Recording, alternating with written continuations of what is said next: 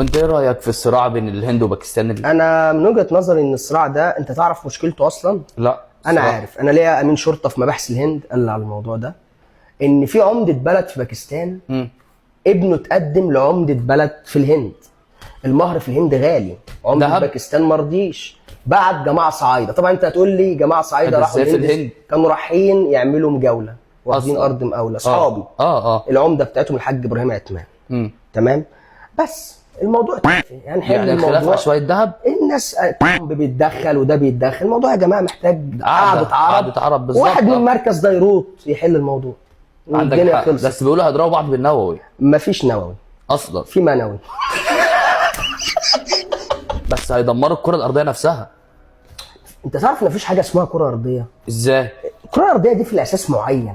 انت جستها؟ لا انا جستها. اسم معين. بقست متوازي مستطيلات، ضربت 2 في العرض في الارتفاع جاب لي حجمها معين. تعرف فين مركز الكره الارضيه؟ فين؟ مطوبس كفر الشيخ. المركز بتاع الكره ده الارضيه. المركز بتاع الكره الارضيه. بس خلي بالك ممكن صاروخ يجي بالغلط من باكستان في المنيا.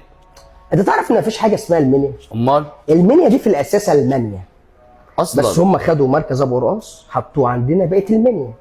لو تلاحظ المنيا المانيا، يعني المنيا من المانيا. المنيا اصلها المانيا اصلا. معظم عائلات المانيا يندرجوا تحت بند بني مزار عندنا في المنيا. ممكن تقول لي اسامي العائلات الالمانيه؟ المطاوعه، ابو خروف، النعجه.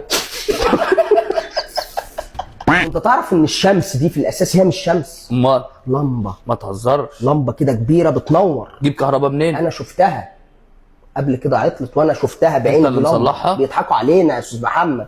طب انت تعرف ان البيستاشيو ده في الاساس هو مش بيستاشيو وبلبن بيضحك علينا؟ امال ايه؟ ده عجين الطعميه، بس بيبقى مسكر. عجين الطعميه. انا شاهد على كلامي، تصريح رسمي مني.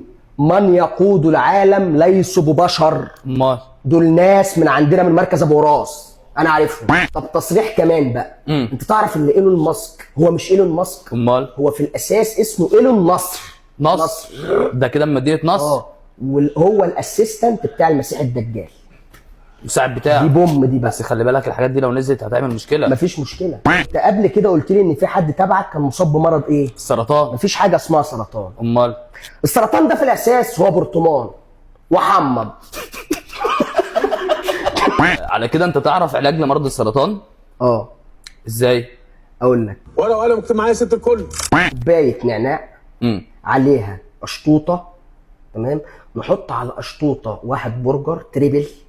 ما ينفعش دبل؟ لا، السرطان يزعل. تريبل هيكتم على السرطان يموت السرطان. طب الكلام ده علمي؟ لا ادبي. انت تعرف ان انا ما بعملش حساب لحد؟ ليه؟ عشان ابويا مش فاتح بنك. حاجه سلام عليكم. طلع تصريح مني، احنا ما كناش بنسجل. انت تعرف ان